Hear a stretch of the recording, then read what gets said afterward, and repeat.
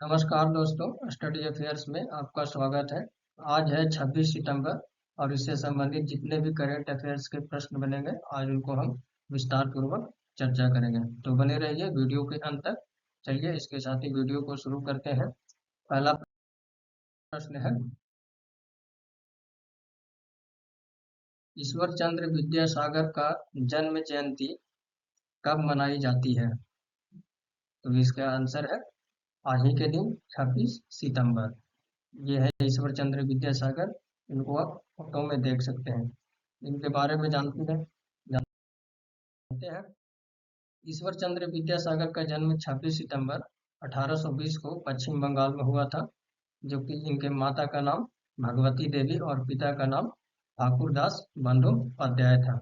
इनकी शिक्षा के बारे में जानते हैं तो इन्होंने वर्ष 1839 में कानून की पढ़ाई पूरी की और वर्ष 1841 में फोर्ट विलियम कॉलेज में लेक्चरर के रूप में नियुक्त हुए। इनका भारतीय समाज में जो योगदान है उनके बारे में जान लेते हैं। तो ईश्वर चंद्र विद्यासागर के इन प्रयासों का नतीजा था कि विधवा पुनर्विवाह कानून 1856 पारित हुआ। अब इस कानून को पारित होने के बाद भी विद्यासागर जो जिनका इकलौता बेटा था वो भी उनको एक विधवा से ही विवाह करवाया। इसके साथ ही साथ इन्होंने बहुपत्नी प्रथा और बाल विवाह के खिलाफ भी मुखर होकर आवाज उठाई।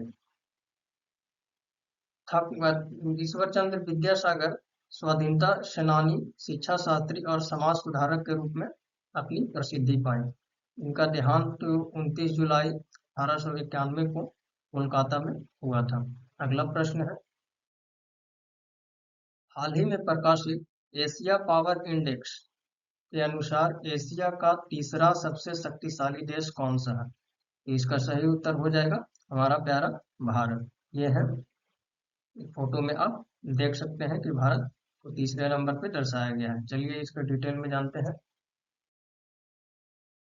एशिया पावर इंडेक्स 2024 के अनुसार भारत एशिया का तीसरा महाशक्ति बन गया है। रिपोर्ट के अनुसार रिपोर्ट में 27 देशों को शामिल किया गया था, जिसमें पहली बार दक्षिण पूर्व एशियाई देश तिमोर लेस्टे को शामिल किया गया।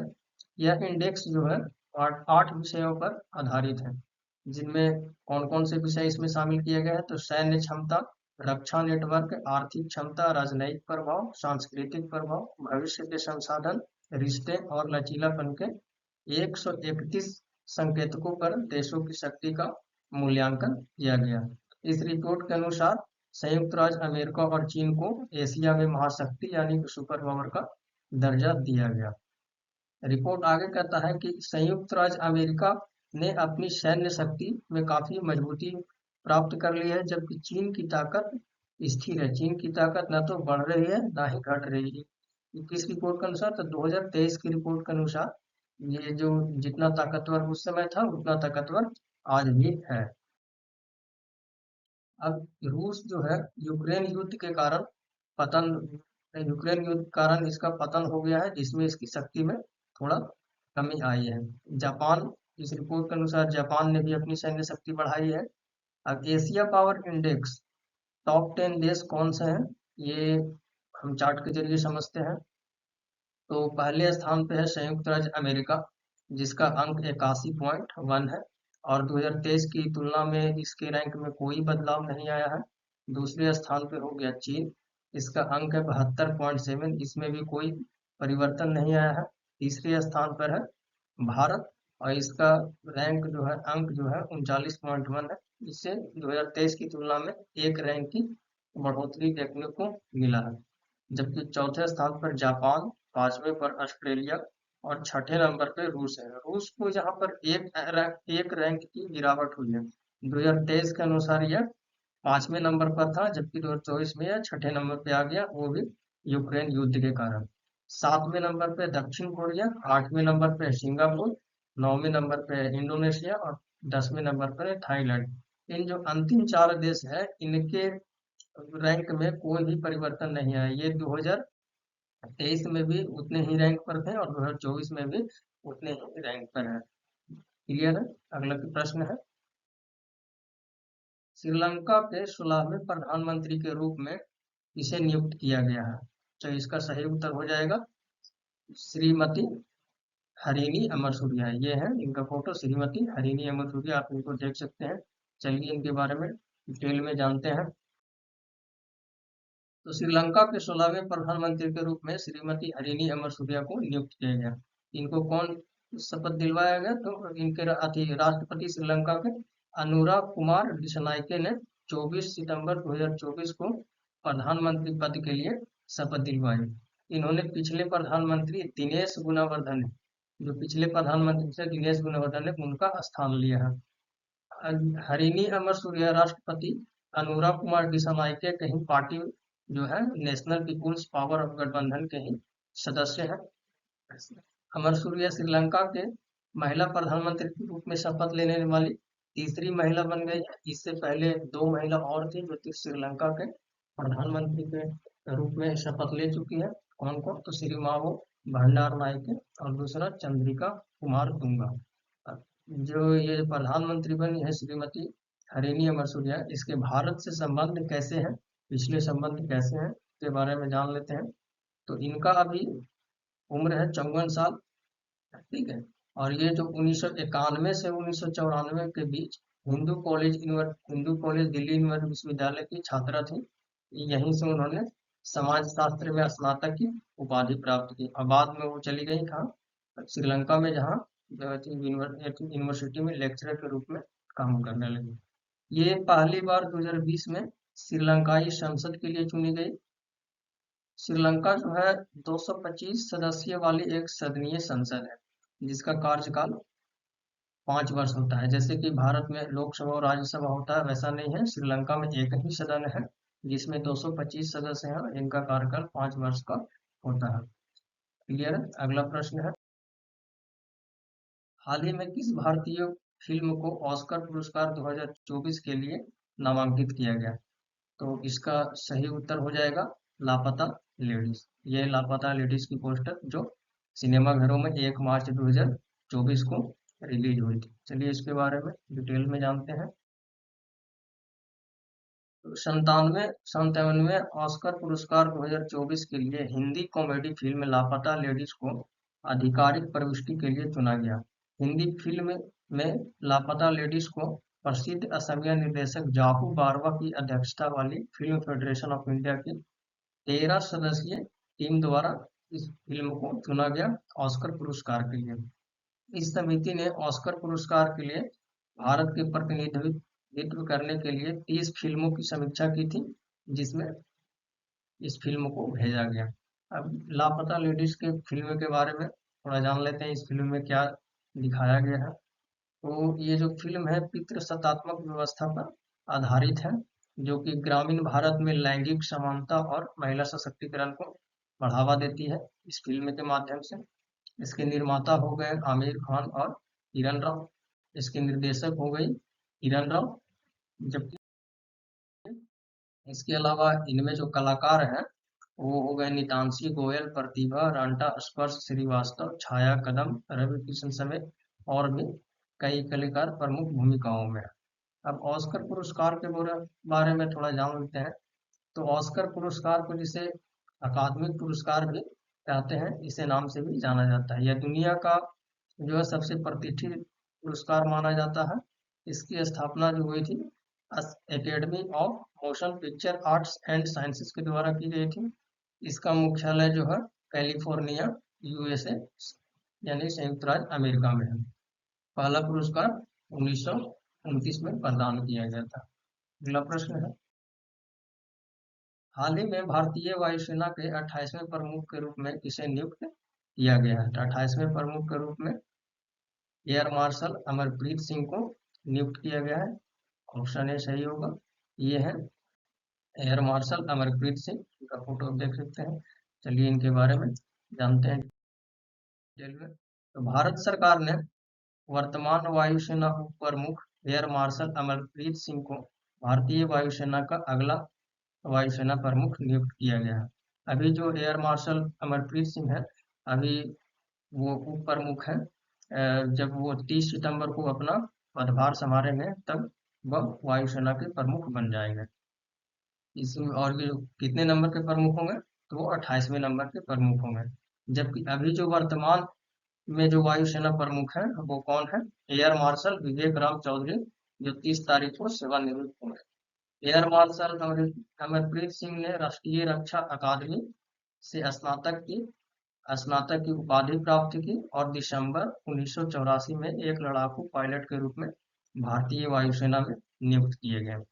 भारतीय वायुसेना के बारे में जान लेते हैं। तो इनके पास जो है, भारतीय वायुसेना के पास 5 ऑपरेशन कमांड है, एक ट्रेनिंग कमांड है और एक मेंटेनेंस कमांड है। इसका मुख्यालय जो हो गया नई दिल्ली में। इसका सर्वोच्च प्रमुख राष्ट्रपति होती है। ठीक है। इसका पश्चिमी वायु कमान जो है वह दिल्ली में है। इसका दक्षिणी पश्चिमी वायु कमान जो है गांधीनगर गुजरात में है। मध्य वायु कमान प्रयागराज उत्तर प्रदेश में है। पूर्वी वायु कमान शिलोंग मेघालय में है। दक्षिणी वायु कमान तिरुवनंतपुरम केरल में है। प्रशिक्षण कमान बेंगलुरु कर्नाटक में है। अनुरक्षण कमान नागपुर महाराष्ट्र में है। क्लियर है। अगला प्रश्न है,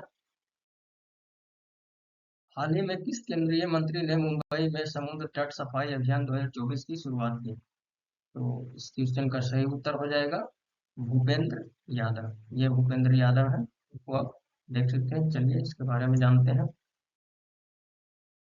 तो केंद्रीय पर्यावरण वन और जलवायु परिवर्तन मंत्री भूपेंद्र यादव ने 21 सितंबर 2024 को अंतर्राष्ट्रीय तटीय सफाई अभियान के अवसर पर समुद्र तट सफाई अभियान 2024 का नेतृत्व किया। इसमें 100 से अधिक समुद्र तटों पर स्वच्छ समुद्र तट अभियान एक साथ चलाया गया। यह अभियान जो है भारत सरकार के स्वच्छ भारत मिशन और स्वच्छ सागर अभियान का हिस्सा है। समुद्र तट सफाई अभियान की शुरुआत कब की गई थी? तो विश्व पर्यावरण दिवस के मौके पर 5 जून 2018 को इसकी शुरुआत की गई थी।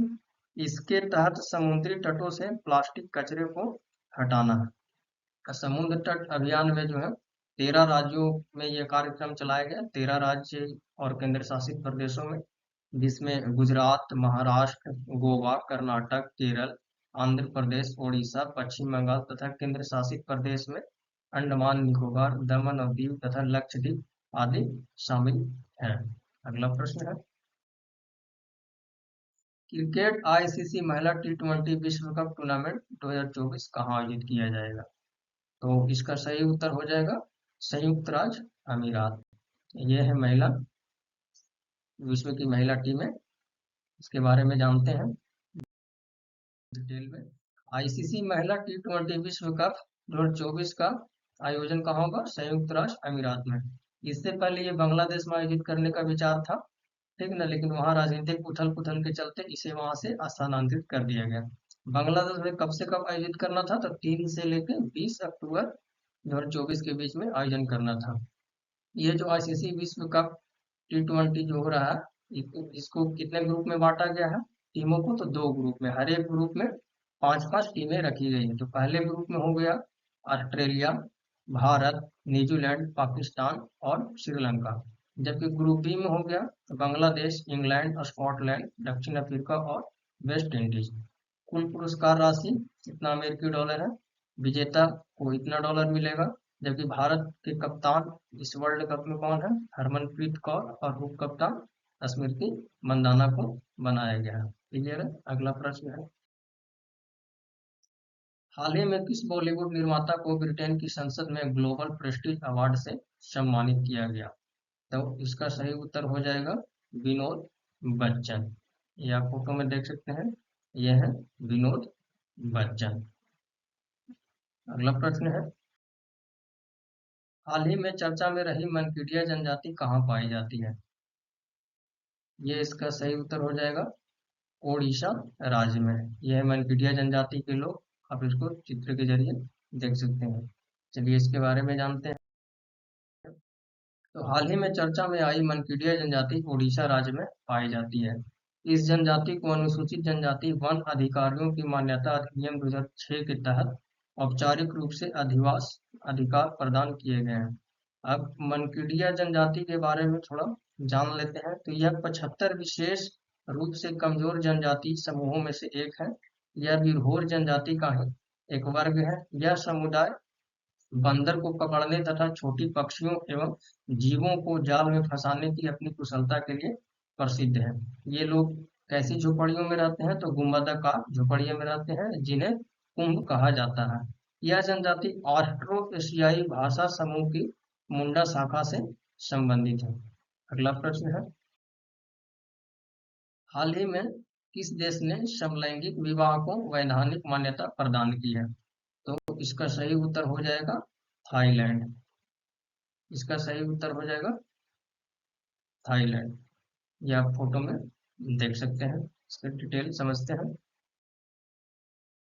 थाईलैंड दक्षिण पूर्व एशिया का ऐसा पहला देश बन गया है जिसमें समलैंगिक विवाह को वैधानिक मान्यता प्रदान किया है।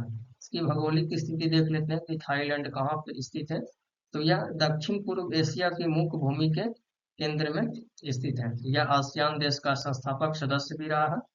इसके सीमावर्ती देश हो गए, तो पश्चिम में हो गया म्यांमार, उत्तर पूर्व में लाओस, दक्षिण पूर्व में कंबोडिया, दक्षिण में मलेशिया। भौगोलिक विशेषताएं जान लेते हैं। तो सबसे ऊंची चोटी जो थाईलैंड की है दोई इंथानन, प्रमुख नदी जो है चाओ फ्राया और मेकॉन्ग। यहाँ पर ध्यान देने वाली बात है कि प्राकृतिक रबड़ का विश्व में सबसे बड़ा उत्पादक देश थाईलैंड ही है। तो चलिए दोस्तों, इस वीडियो को अंत करते हैं। आपको ये वीडियो कैसा लगा कमेंट करके बताएं। मिलते हैं नेक्स्ट वीडियो में, तब तक के लिए जय